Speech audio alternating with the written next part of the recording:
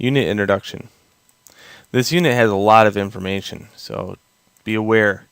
And it can seem kind of confusing at first sometimes because what I do is I introduce a pipeline to the UDK in the middle of it.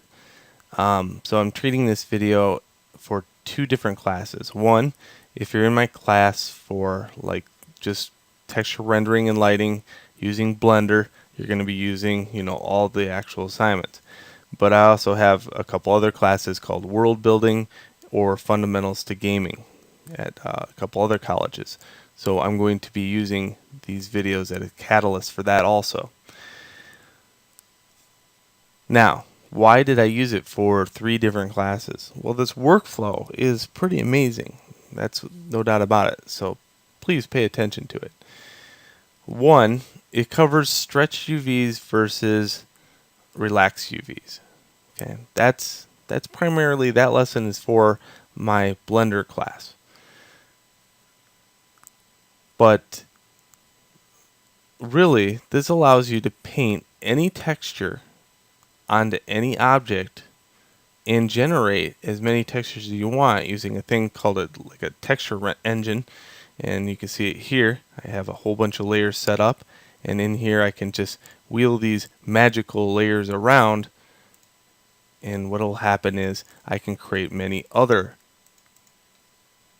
textures from it. So that's a nice caveat in the fact that I will never have to go out and get any more textures other than 3 or 4 to generate the engine, and then after that I can just wheel this around. This works in Photoshop too, but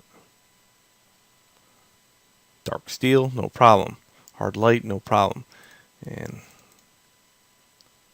yeah, you get the idea. Very powerful.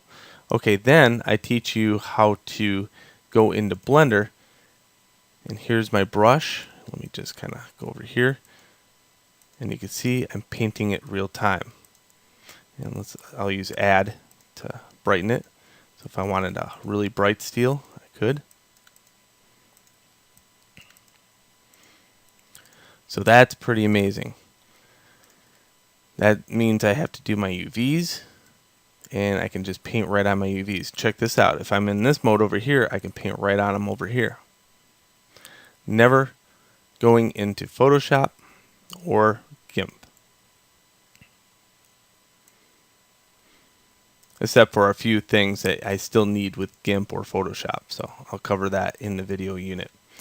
Alright, hope you enjoyed the unit. Have a good one. See you in the movies.